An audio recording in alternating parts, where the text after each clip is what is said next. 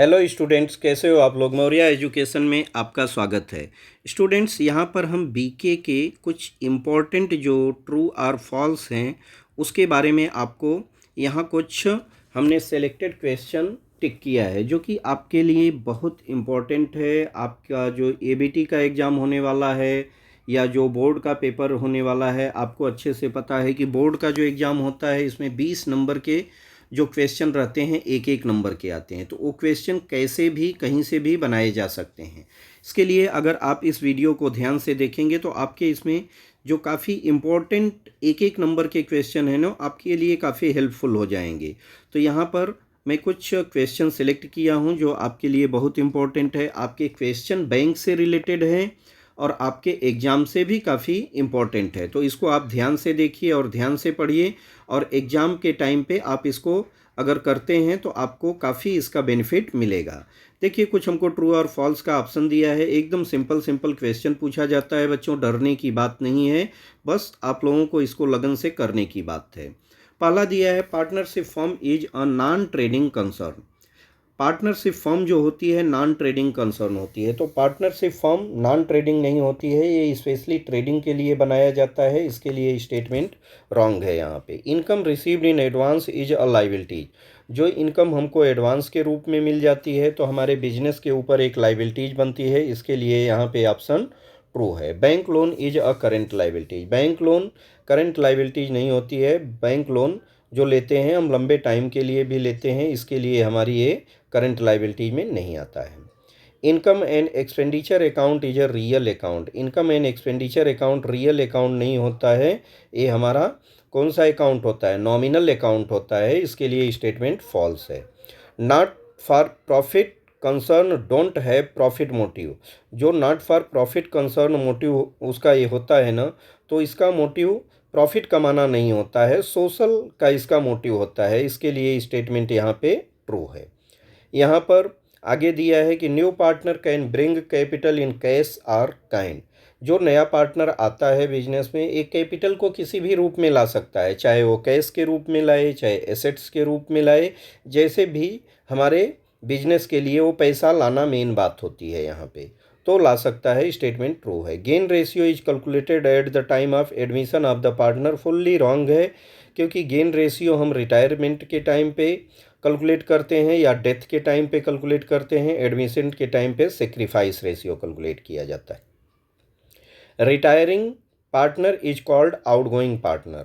वो बिजनेस से बाहर जाता है, इसके लिए उसको हम आउटगोइंग पार्टनर बोल सकते हैं, रिटायरिंग पार्टनर को। Death of a partner is a compulsory retirement. जी हाँ, अगर किसी की डेथ हो जाती है तो वो कंपलसरी रिटायर हो जाता है बिजनेस से, वो बिजनेस में दोबारा नहीं आता है। इसके लिए ऑप्शन ट्रू है। ऑन डिजोल्यूशन कैश और bank account is close automatically. जी हाँ, जो डिजोल्यूशन होता है इस पर हमारा बैंक अकाउंट या कैश अकाउंट ऑटोमेटिकली टैली हो जाता है। जितना हमारा कैश रहता है हम पेमेंट कर देते हैं, हिसाब बराबर हो जाता है। Retirement of a bill means payment of the bill before due date. जी हाँ, ये भी ऑप्शन सही है कि अगर बिल का रिटायरमेंट मतलब हम टाइम से पहले पेमेंट कर देते हैं, इसके लिए इसको रिटायरमेंट ऑफ बिल बोला जाता है। A bill of exchange must be presented to the acceptor on the due date. जब तक बिल को हम प्रेजेंट नहीं करेंगे तो हमारा पैसा मिलेगा कैसे? इसके लिए ऑप्शन सही है। Equity share holder get guaranteed rate of dividend every year. Equity share holder को गारंटेड डिविडेंड नहीं मिलता है, यहाँ पे प्रेफरेंस शेयर रहता तो उनको गारंटेड मिलता है। इसके लिए ऑप्शन फॉल्स है। Analysis of financial statement is a tool but not remedy. सही बात है, इससे सिर्फ एक टूल है, एक ऑप्शन है, ये रेमेडी नहीं है। आगे दिया है, gross profit depends upon net sales. जो हमारा ग्रॉस प्रॉफिट होता है ये नेट सेल पे डिपेंड करता है। जितना हमारा सेल बढ़ेगा उतना ग्रॉस प्रॉफिट अर्न करेंगे हम, बढ़ेगा। तो ट्रू है option. Current ratio measures the liquidity of the business. Current ratio जो है बिजनेस की लिक्विडिटी को मेजर करने के लिए यूज किया जाता है। ऑप्शन ट्रू है।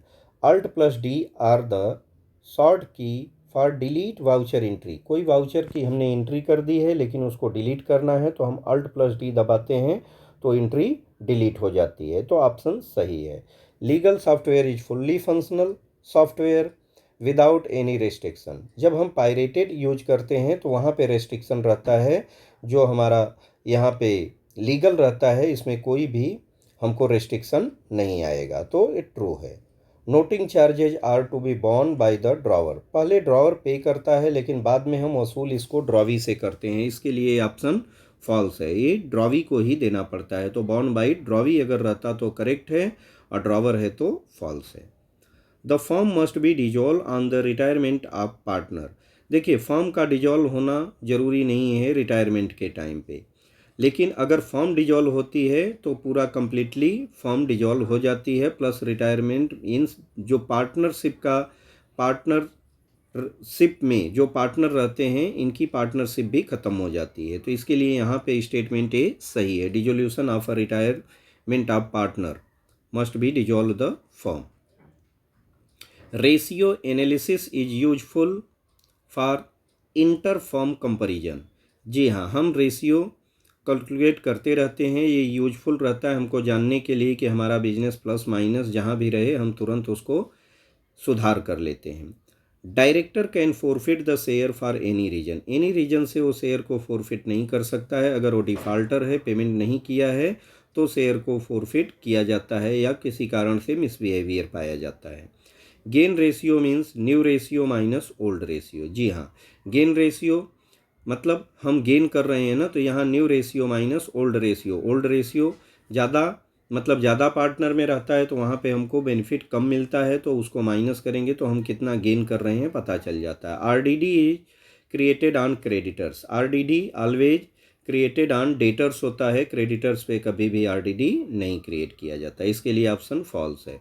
Net profit is debit balance of profit and loss account, net profit is a credit balance of profit and loss account होता है, इसके लिए ऑप्शन रॉन्ग है।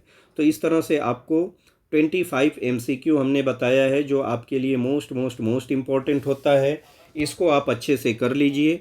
आगे के क्वेश्चन मैं फिर से और अपलोड करने वाला हूँ, तो आप इसको अच्छे से अगर करते हैं तो आपको 100% इसमें से काफ़ी क्वेश्चन आने के चांसेस हैं। अगर आपको ये वीडियो अच्छा लगा तो प्लीज़ आप हमारे चैनल को सब्सक्राइब कीजिए, अपने दोस्तों में भी शेयर कीजिए, नए नए वीडियो के लिए, नए नए जानकारी के लिए। Thank you so much.